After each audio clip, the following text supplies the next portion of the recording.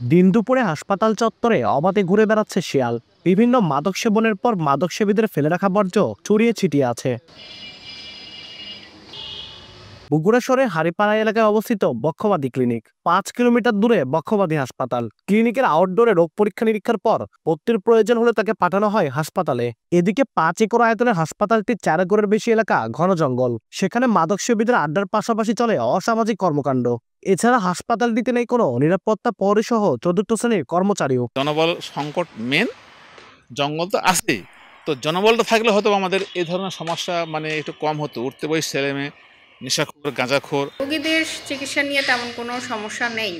দুই জায়গায় এটা একটা সমস্যা যে পেশেন্ট অনেক ইনভেস্টিগেশন করার জন্য, পরীক্ষা নিরীক্ষার জন্য ওখানে যেতে হয়। আমাদের কিন্তু এই যে নিরাপত্তা কর্মী নেই।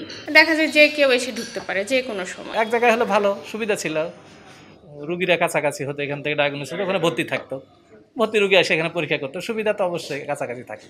আমি তো এখানে প্রায় 17-18 বছর থেকে খালি শুনি, কিন্তু কোনো কাজ তো হয় না। বক্ষবাদী হাসপাতালের ইনডোর ও আউটডোর দুই এলাকায় হওয়ায় চরম ভোগান্তিতে রোগী ও স্বজনরা। এখন কি করবেন, এখন বাধ্য হয়ে যাওয়া লাগে। প্রথম ওখানে গেলাম, ওখানে গিয়ে দেখি যে ওখানে ডাক্তার দেখে না। তারপরে এখানে এলাম, আসলে দেখি যে এখানে ডাক্তার দেখতেছে, কিন্তু এইখানে রাস্তা যাওয়া আসে আপ ডাউন করা এটা টাফ ব্যাপার হয়ে যায়। একসাথে যখন দুইটা থাকবে মানুষ এত হয়রানিরও শিকার হবে না। ওখানে যেহেতু দেখলাম যে অনেক বড় স্পেস আছে, যে ওখানে বিল্ডিং করে বা ওরকম সিস্টেম করার সুযোগ আছে, জায়গা যেহেতু আছে, দুইটা পাশাপাশি হলে মানুষের ভোগান্তিটা কম হয় আর কি। এ নিয়ে যোগাযোগের চেষ্টা করেও পাওয়া যায়নি সিভিল সার্জনকে। আর জেলা প্রশাসক দিলেন গতানুগতিক আশ্বাস। এই বক্ষব্যাধি হাসপাতালটা আসলে এখন একেবারে অবহেলায় পড়ে আছে।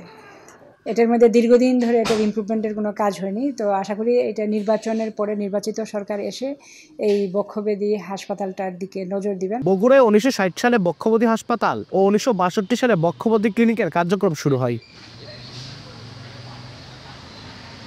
আব্দুল আউয়াল, সময় সংবাদ, বগুড়া।